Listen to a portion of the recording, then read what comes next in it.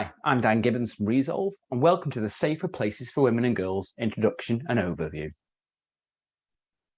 The Violence Reduction Alliance takes the safety and harassment of women and girls in public spaces seriously, particularly at night. And we're looking to reinforce this message through a series of locally funded initiatives, which are taking place directly across Stoke-on-Trent and Staffordshire. These include the Safer Spaces for Women and Girls Charter and an online toolkit, the training package, which is free to anyone working in licensed premises, transport, voluntary organisations, and a range of other initiatives, including safer streets and preventative work taking place in schools. We aim to cover in this short introductory overview how to identify and what does vulnerability and harassment look like, how to manage an emerging incident, creating safer environments within your venues or place of work, and an improved understanding of the role that we can all play to improve the safety of women and girls and other vulnerable people, especially at night. There is more information on the detailed training package. If you'd like to go over to the violencereductionalliance.co.uk or send over an email, we can give you some more information. Some of the objectives by the time we finish this session will include exploring what vulnerability looks like and how to identify it, exploring harassment and public space harassment and kind of what the difference is between them, and providing you some more information about other local initiatives that can help improve the safety of women and girls. Before we go into some more of the content, I'd like to share a very brief video with you.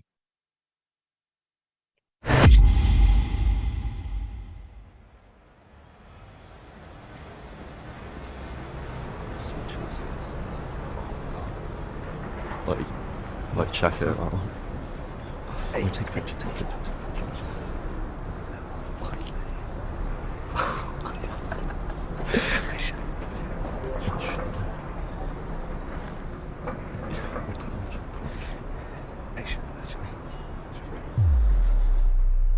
It's just a laugh.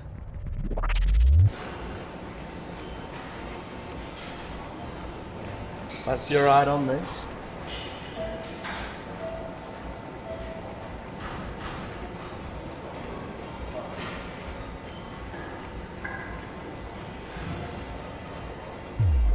It's just banter.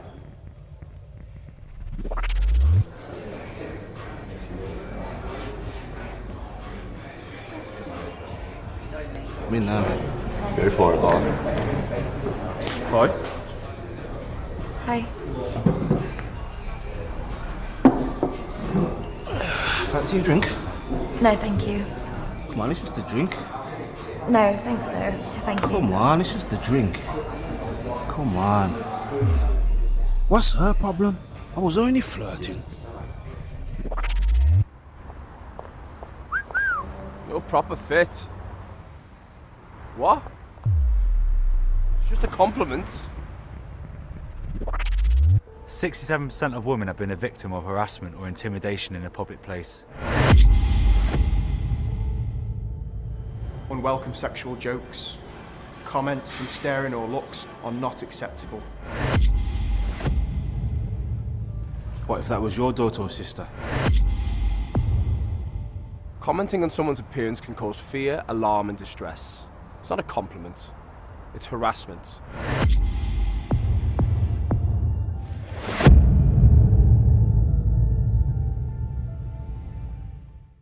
What did you think of that video? I think we can probably all identify with some of the behaviours that are outlined in that, whether we've been affected directly by them or we've viewed them ourselves outside in public or at certain settings. Let's have a look at vulnerability and some definitions around vulnerability. I've chosen two here. Of course, we know there are many definitions, and you as an organisation might know of some slight variations on this. But the first one states that vulnerability is being exposed to the possibility of being attacked or harmed, either physically or emotionally. The next definition states a person is vulnerable if, as a result of their situation or circumstance, they are unable to take care of or protect themselves from harm or exploitation. Kind of gives you a bit of a grounding, a bit of an understanding when we talk about vulnerability, what do we mean?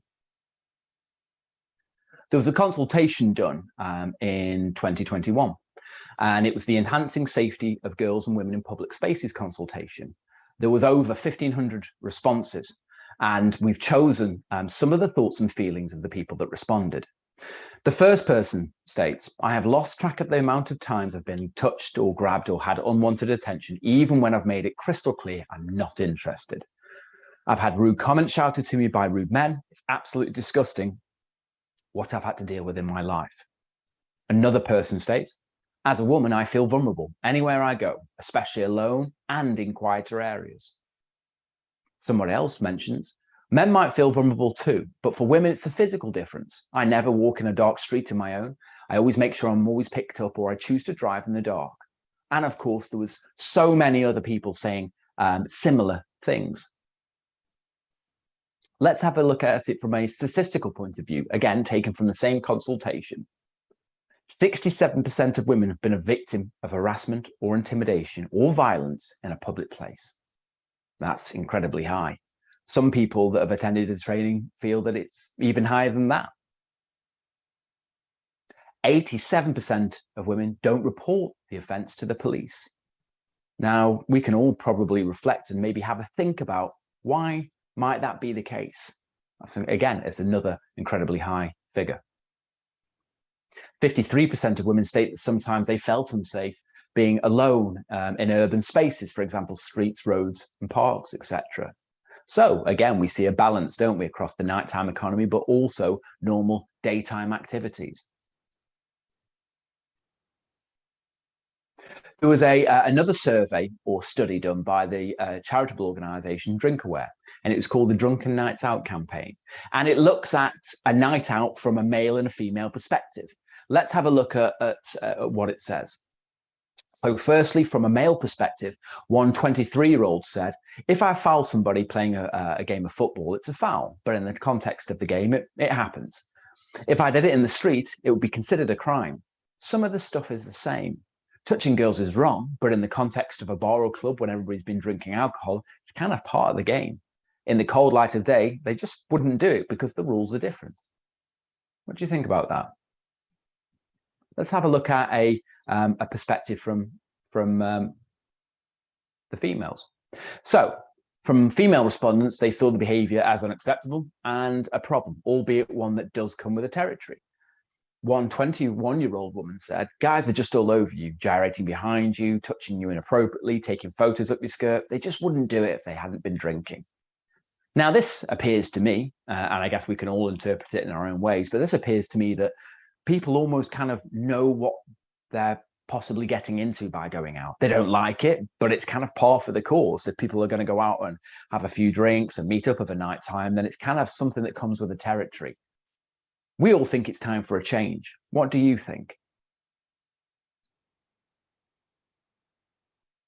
Focusing back in again on vulnerability. Of course, we know the myths around vulnerability, don't we? Perhaps a lone female walking down a dark street at night. In reality, there are many factors that can make somebody vulnerable. What about somebody's age? Could that have an impact on somebody's level of vulnerability? Perhaps they're particularly maybe less mobile, older in age, or possibly somebody younger. Now we know the legal age to go out of a night time and consume alcohol will be 18 years of age, but also by the same token, we know that people sometimes go out before that legal limit. So it's really important to take into somebody's age and their life experiences, because again, that could increase somebody's chances of being vulnerable. What about if they are isolated or alone, particularly at night? Perhaps you've gone out in a group and you get separated. You've gone off to make a phone call, go and possibly get something to eat, and you become separated from your group. Could that increase the risks of becoming vulnerable? Under the influence of drugs or alcohol. Now we know that spiking has been in the headlines recently. That is the situation where somebody adds something to your drink without your knowledge or consent. Of course, we know that can have an impact on your cognition. It can lower your inhibitions. It can maybe put you in situations that you wouldn't ordinarily find yourself. And of course, alcohol, being drunk under the influence of alcohol. Maybe somebody's had some pre-drinks before they've gone out or drank too much while they're out. Could that impact the way they would consider themselves vulnerable? somebody's state of mind. Maybe they've had a bit of a tough week, a tough day. They've had a relationship breakdown. All of these things could add to somebody's risks of being increasingly more vulnerable. And of course, the presence of an offender or somebody who may take advantage, may single somebody out, follow somebody, or identify somebody as particularly vulnerable to seek to take advantage. It's really important that we look out for anybody who might seem isolated. They're looking distressed or unsteady, stumbling or slurring words. These are a lot of red flags that might give us an indication this person needs some extra help or support. SOS is another campaign which is being taken on by the Safer Nights project, which again, there's a lot more information that you can look at in your own time towards the end of this session. I'll put some links on there for you. But of course, spiking can be very hard to identify. What would somebody act like if they had been spiked? What forms does spiking take place? So there is a number of posters and other literature that you can investigate and read. Some people are using these to put inside their venues or just to kind of inform themselves. It's really important that we have as much information as we physically can. And we know that spiking does happen. To what degree, it's kind of hard to pinpoint an exact figure or number. But again, having that information to hand is really of value. If we look at assault and sexual assault, what's the difference? And this, again, when we're looking at definitions, can give us a bit of an idea of potentially what we're looking out for or what it's considered to be by definition. Assault, firstly, is the act of inflicting physical harm or unwanted physical contact upon a person, or in some specific legal definitions, a threat or attempt to commit such an action. That's assault. If we look at sexual assault, it's slightly different. Sexual assault happens when someone touches another person in a sexual manner without their consent, or when someone makes another person take part in a sexual activity with them without that person's consent. This can include such things as kissing and sexual touching.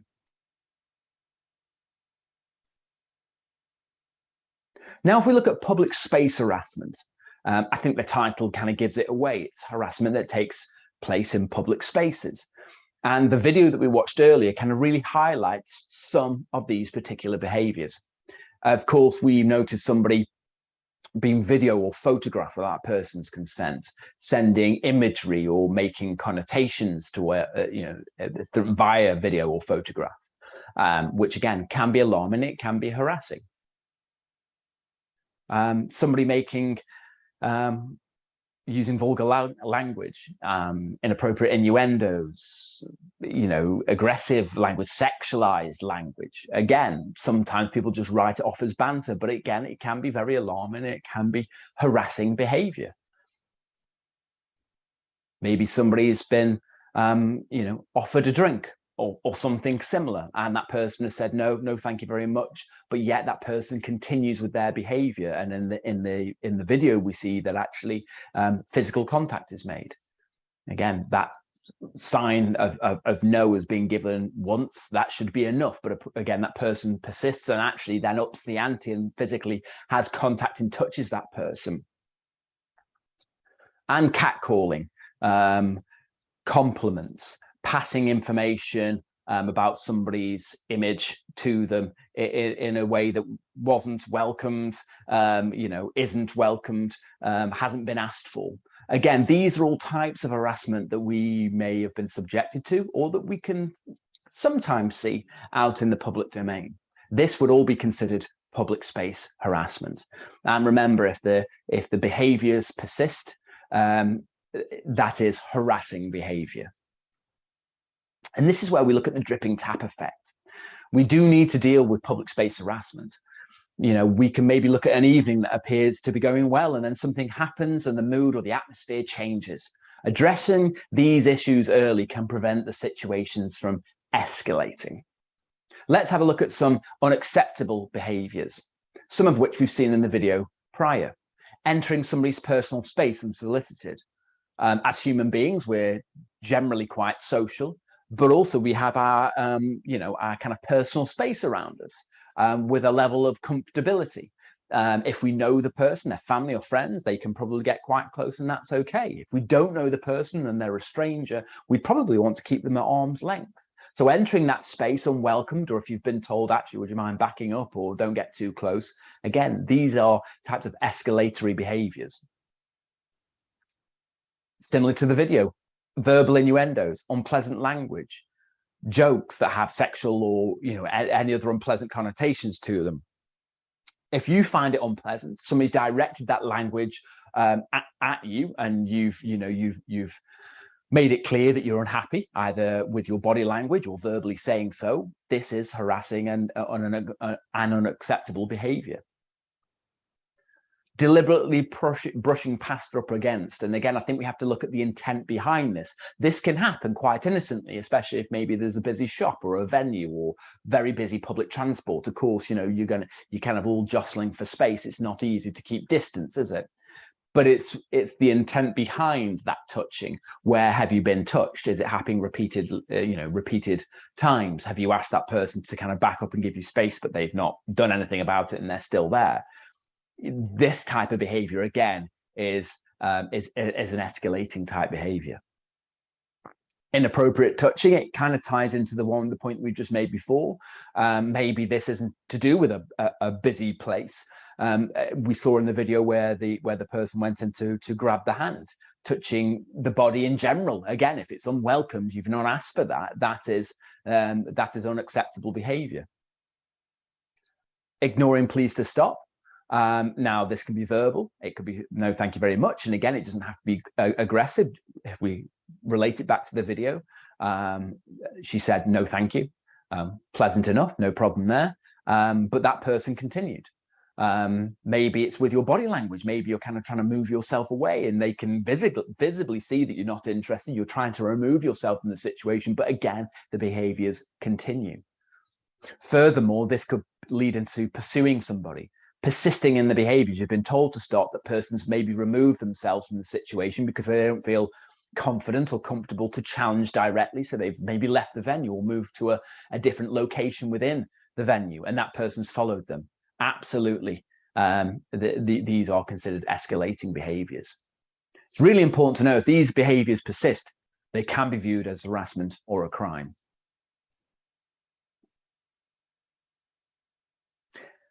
It can be difficult sometimes, especially when we're busy. We're not sure of the context, when to intervene. I mean, there are things that we can look at which are quite obvious. We can look at body language, we can look at language in general, we can look at people's mannerisms, their behavior, whether somebody's having a good time and it's complicit and they're enjoying themselves, to where maybe it's turned a little bit sour and it's aggressive, and people have, the kind of energy in the atmosphere has changed.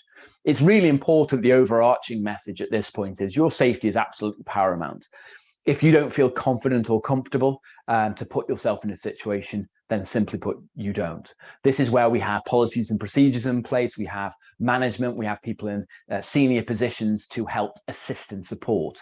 But what is vital is that we're documenting, we're taking mental or physical notes of what's happening and sharing that information. The more people that are aware of the situation that could be unfolding in front of you, the absolute, the better. We can manage certain emerging incidents, and we all have the ability to do this to a certain degree. Again, we have to feel comfortable and confident in order to do so. But sometimes it can be simple. It can just be checking in with the person. If you see something happening that you're thinking, I don't have a good feeling about this, checking in with that person, asking them, are they okay? Directly, or it could just be making yourself visible, couldn't it? Asking if you'd like another drink. And of course, sharing that information, passing it around other team members, other members of staff, to make sure that other people are aware of your concerns. Staying visible, making sure that if somebody needs to grab our attention, they can do. And again, not always possible to stay in the same location, position, depending on your role, your shift patterns. But making sure where we can, we are visible and approachable, making sure our body language is open and people can interact with us should they want to. Be a disruptor, kind of similar to number one here, but disrupting something that you see as either unacceptable or you don't have a positive feeling about. And this can be done in a polite way, simply interjecting and asking if the person wants another drink, are they okay?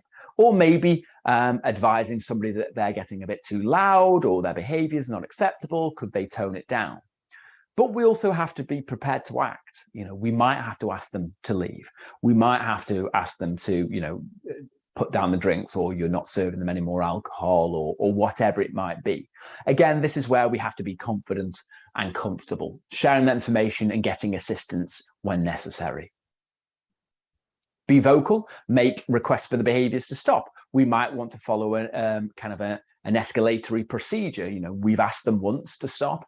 A second time, we might have to say, listen, there'll be consequences if you don't kind of tone it down. We might have to ask you to leave, or we're not serving you any more alcohol, or whatever the situation might be. De-escalate. Sometimes in this situation, we might need to remove one of the parties. Now, if we see somebody who's in a situation that they're clearly vulnerable, they need an out from that situation, we might want to offer them an exit strategy. And that can be simply put as maybe offering them a safe space within the venue, somewhere quiet, somewhere away from the situation, where they can make a phone call, gather themselves, something like that. Inform and tip off other venues. Taxi marshals or the transport services using linked radios. There are many ways that we can do this, but also we stop this behavior from transitioning to another venue, to another place, or increasing. So sharing that information is really, really vital. And of course, it all comes back to in-house policies and procedures. What do we do with this information? Where do we log it? Who do we tell, and what do we do? That's really quite important. So having that inherent knowledge is vital to making sure that we can manage an emerging incident effectively. There are other ways that we can look at this. It's known as the 4Ds. So I'll briefly kind of cover this, but we covered a lot of the content in the previous slide. The first D stands for direct action, and that's calling out the behavior. Again, politely, we don't want to aggravate the situation. We stick to the facts, but making sure that that person is aware, behavior is not acceptable, and we have a kind of a zero tolerance here within this venue or service. Distract. This is where we can interrupt into a conversation and just give ourselves a greater understanding of what's happening there. Does this person need additional support? Maybe allow the other person, the victim in this instance, to move away, leave, whatever the situation might be. Sometimes that can be enough just to put an end to the behavior. Delegate, share that information. We all should have a zero tolerance policy on harassment, but sharing that information with our colleagues is really vital. And of course, delay. Sometimes the information that we're documenting or that we're viewing is really important that we're maintaining that. It's never too late to create the details and also pass that on to another organization or service when it's safe to do so. But it kind of ties into delegate. If you don't feel comfortable or confident to deal with that situation at hand, it's gaining access and it's asking for extra assistance to make sure it's dealt with effectively. And these are known as the 4Ds. What other things can we do to create a safe environment?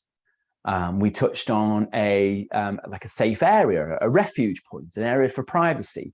Should somebody need to catch their breaths, make a phone call, gather themselves, we need to have maybe somewhere within our service or venue that is a quiet location. It's away from the eyes of the general public and maybe the person that's causing the distress, just to give themselves some time to collect themselves or make a phone call or whatever it might be.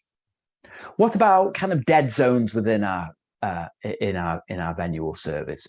And it's not always possible to have CCTV, but what about decluttering areas, making them well lit, making sure that we don't have areas which are conducive for people to,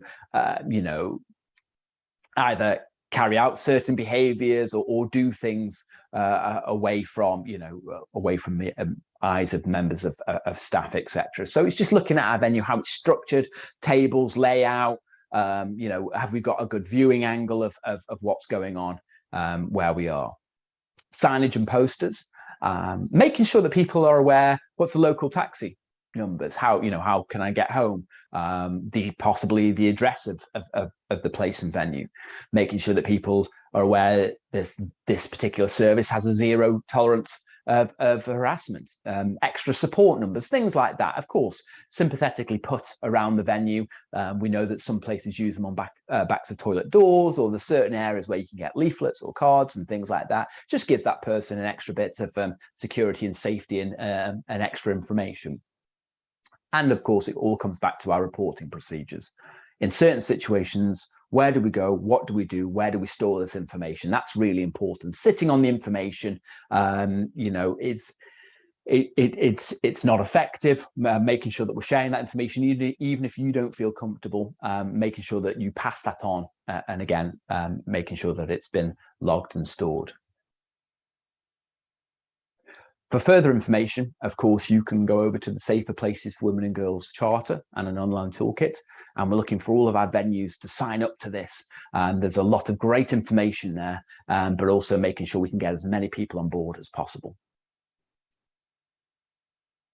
There are other initiatives, of course, that are taking place, and you might have heard of these. So the first one is Ask for Angela, which is a code phrase which is used for a venue or a service where somebody can discreetly ask for extra support and help without kind of alarming anybody, or probably giving the person they're trying to remove themselves from an idea that they're accessing this support. So, hopefully that people are aware of this. It's used nationally up and down the country. We might see literature and posters on the backs of toilet doors, at train stations, bars, restaurants. It's been used very, very widely. And it's a great way for somebody to access support in a confidential way. We've already had great examples of this being used very effectively across Stoke-on-Trent and Staffordshire. Another similar initiative, which you might have heard of, is the angel shot, which is whereby you go to the bar or speak to somebody and ask for an angel shot, and that gives that person the understanding that actually this person needs some extra advice, help, or support. So having a bit more information around this is absolutely vital. Of course, it only really works if you are aware of them, and there's more information over at www.ruok.co.uk.